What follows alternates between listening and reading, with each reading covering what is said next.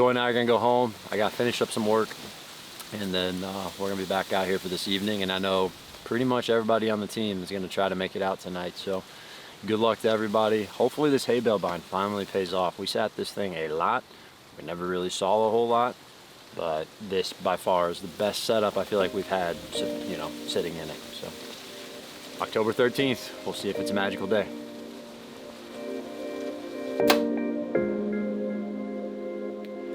Up and down was good, definitely went left, which would make sense for the wind. Let's go take a look at that. I'm happy with that. I mean, considering that that's more or less because of the wind. We got a little bit of wind drift, so. It is windy. We're gonna sneak into that stand. Golly. We're gonna sneak into that hay bale blind while we got this wind. And hopefully, when the wind dies off, 6x5 or drop tine or somebody will be in the area. Joy and I can have a good hunt.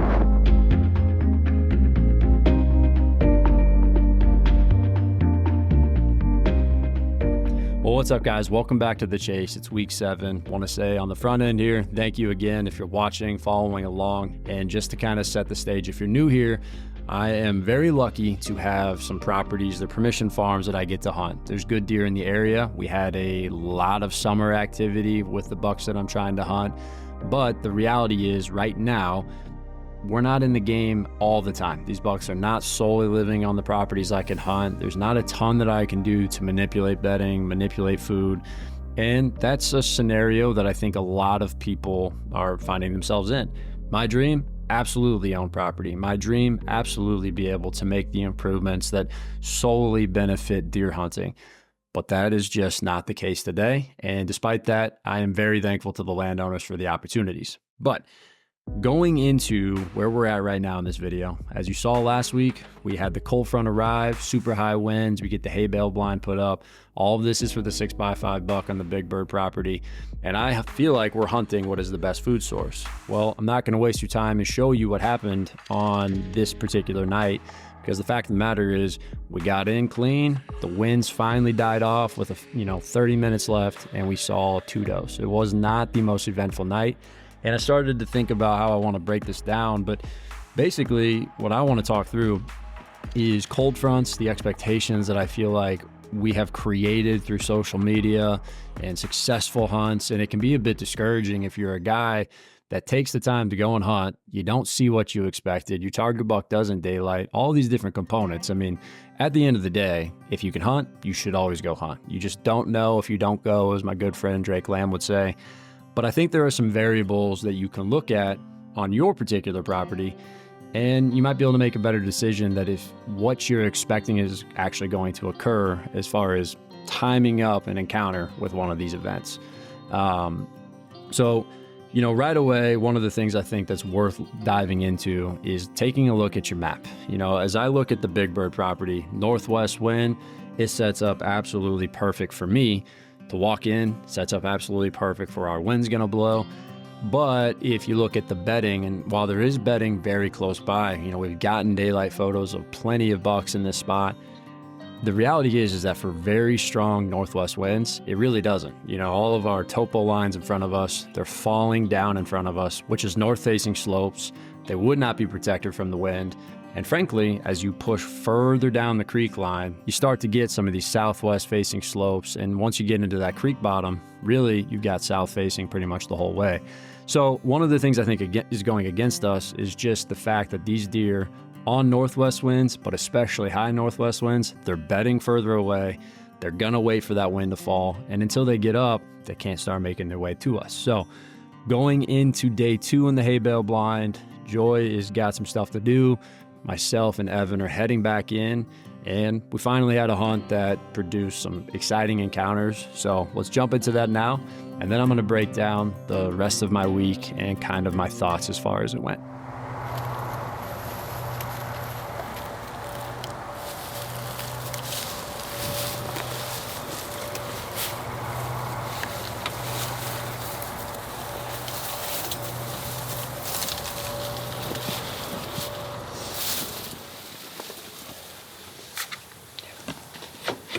All right, we're kicking off October 14th.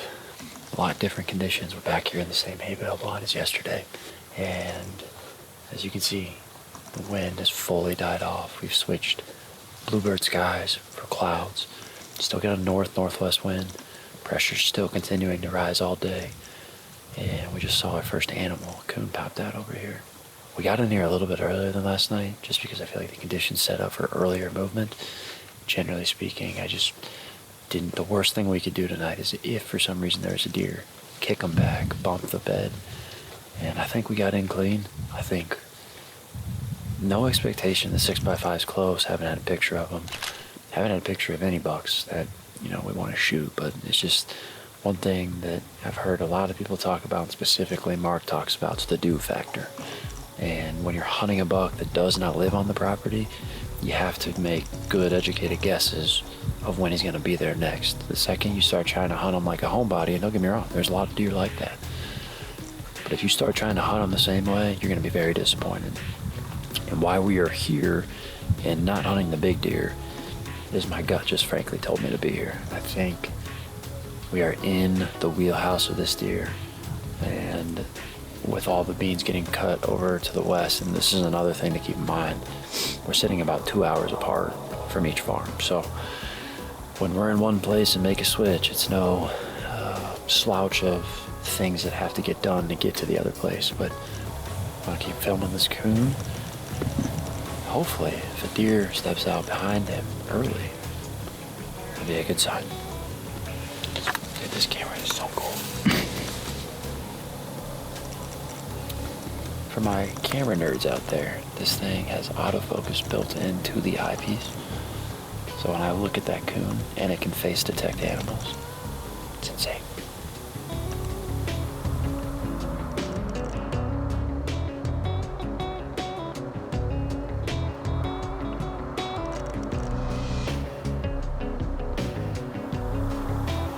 Just in some way have that accessible. There it goes.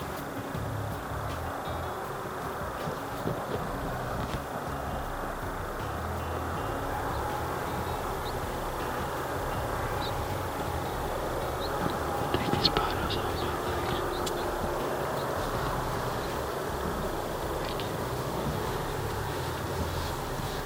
Alright, well, 5:30, and that was definitely earlier movement than yesterday. We got a ton of photos of that 8-point right there all the way back to summer.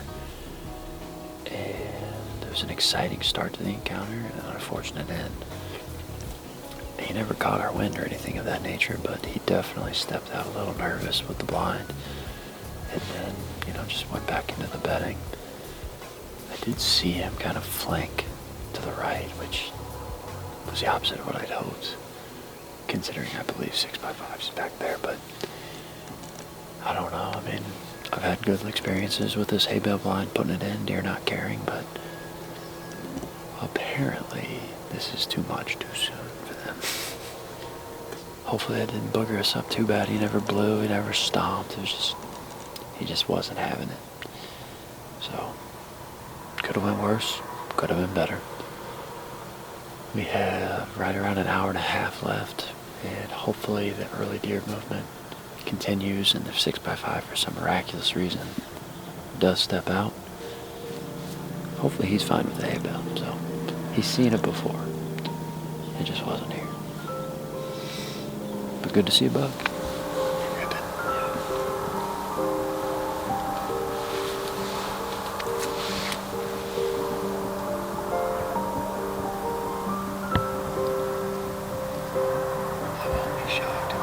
Steps out wide. Okay, he steps out. Yep, I got him. Oh, he's so tiny. Not the deer I was hoping to see.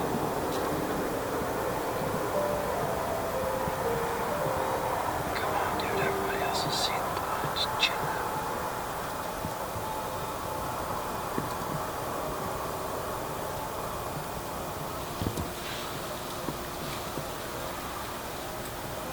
His nose are still looking down here.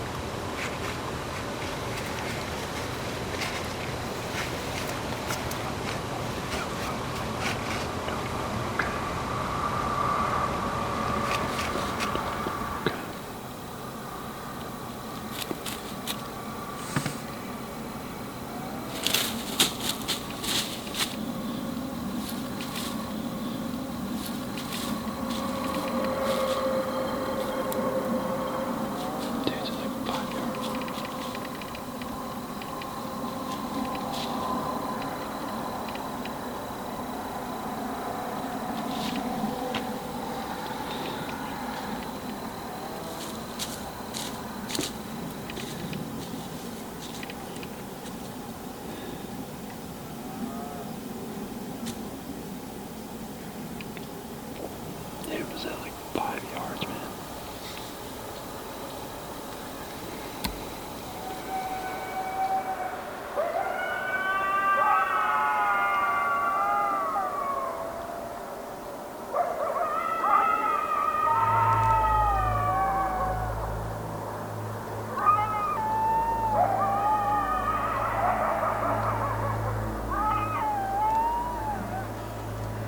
All right, so we finally saw some bucks, and I was very excited and on, pins and needles that either 6x5 might step out, the pincher buck, maybe even this really nice 3-year-old that we got with all the splits.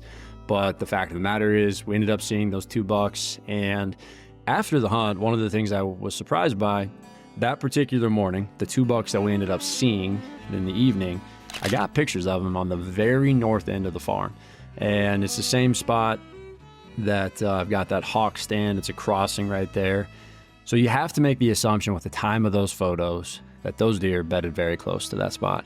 And that's a pretty far, distance for them to cover to get to us in daylight. And so we ended up getting pictures of both pincher and the split deer. They just were a little late. And this goes back to what I was talking about in the beginning of this video. What I'm putting together is, despite that this is a great food source for me, the bedding that these deer are utilizing on north winds, it's a little too far away, unfortunately. We got does that are bedding close enough, but these bucks, fact of the matter is, they're not making it to us in time. It's just something that the main thing I'm trying to point out here is that cold fronts can produce fantastic results, but I think that you have to not only take in mind, can you get in clean, can you get out clean? Not only do you have to, at this time of the year, I think, have a very good food source. You want to have as best of food, as tight to bedding as possible, but you have to have the bedding close to the food. And in my particular scenario, I think that that's where we're setting ourselves up for a little bit of disappointment. Now, like I said, you never know. He might be up on his feet early. Maybe something bumps him closer. Maybe he wants to check a particular scrape. But the reality is, just thinking about my scenarios, how could I enhance my hunting? I really want to take a look at trying to enhance any bedding that's closer for north winds to my best food source for next season. Now I'm gonna have to talk to the landowners, make sure that they're okay with that.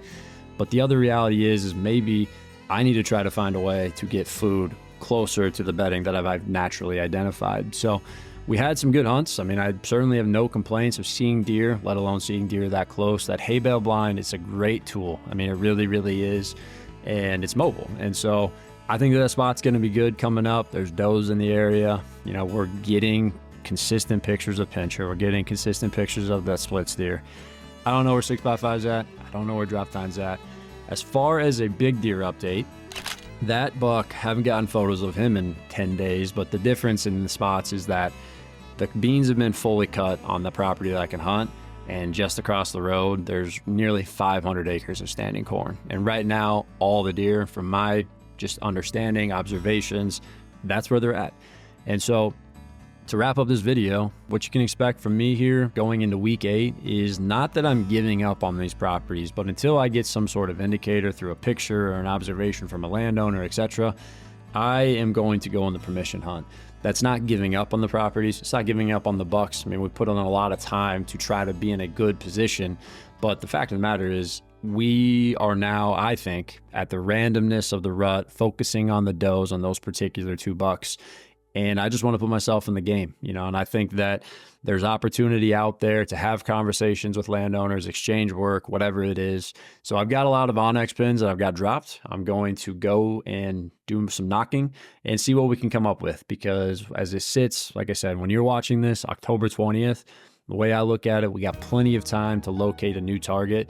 And I just want to hunt deer that are there. And that'll take a lot of luck. It'll take a lot of graciousness from a property owner to give me the opportunity.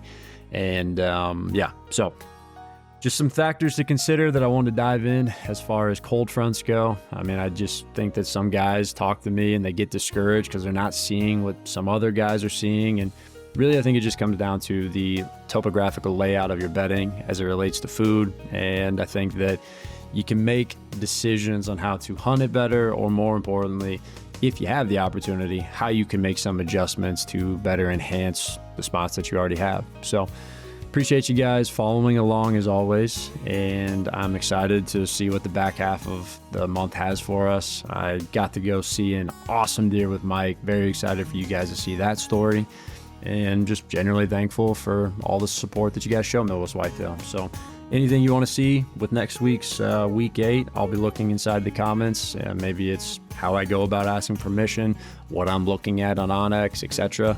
Yeah, wish I had a better update for you. I wish it was more exciting, but it's just the reality of my situation, and hopefully some of the things we talked about today help you. Good luck hunting if you guys are out there, and the best time of the year is right around the corner. We'll see you on the next one.